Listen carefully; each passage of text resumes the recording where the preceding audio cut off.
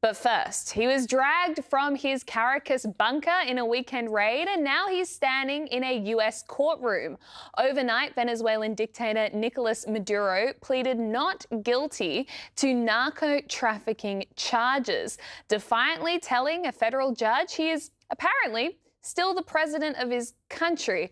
I'm not sure about that one. But Hollie, this is truly an unprecedented situation we find ourselves in. Having a world leader on trial in the United States, it's pretty extraordinary. Look, I find more extraordinary are the absolutely moral gymnastics that are being done by those on the left, particularly those who were so supportive under the Biden administration of action being taken against Maduro, which of course was never action. It was just words and rhetoric. And now all of those that cheered on Biden and his so-called strongman stance against Maduro are now absolutely up in arms that Trump has actually taken the action that they were clearly incapable of doing. And when you hear now more and more about the sophistication of how they went in, how they extricated him and his wife, as well as some of his other aides and advisors around him, it's extraordinary the way they went in and the way they got out. And, you know, Caracas has never seen such a night of fireworks, no doubt, but not a casualty and not an injury to an American, which in itself is extraordinary. But the moral gymnastics of the left yet again on display. I cannot see how they can justify it when I think we said last night, I mean, this is not a partisan issue. It was, as we said, the Biden administration who increased the bounty on his head up to $25 million. There was international arrest warrants out for this guy, and Trump has followed through on that. And really, we wouldn't expect anything less of him to stand now in a courtroom and plead not guilty and say, no, I'm still the president of the country, and we'll see how that plays out.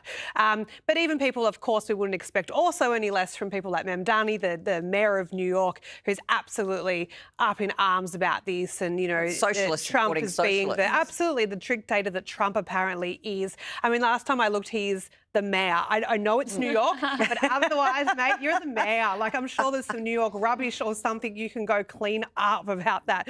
And I get that critics of Trump are pointing to sovereignty, and yes, sovereignty matters, but there is a line when you are a brutalist dictator plunging your country and your people into poverty and running a cartel drug lord regime who was, you know, importing millions and billions of dollars of drugs into America and affecting their people as well. Exactly. And 1 million Americans have died from opioids since the pandemic. 1 million. That is just staggering. And when you think about how many of those drugs are going through Venezuela and South America, and a lot of them are originating in China, this is not an accident that all of this has happened.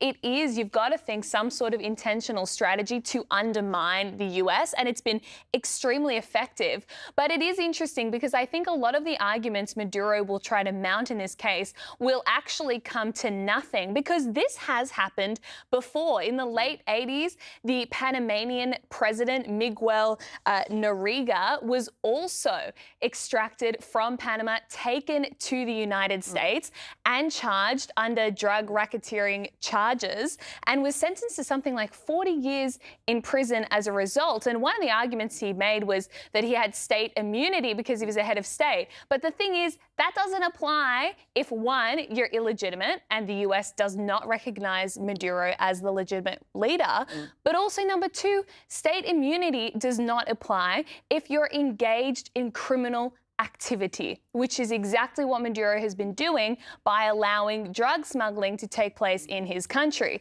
So I'm really looking forward to the legal aspects of this case, because I frankly don't think he has much of a leg to stand on here.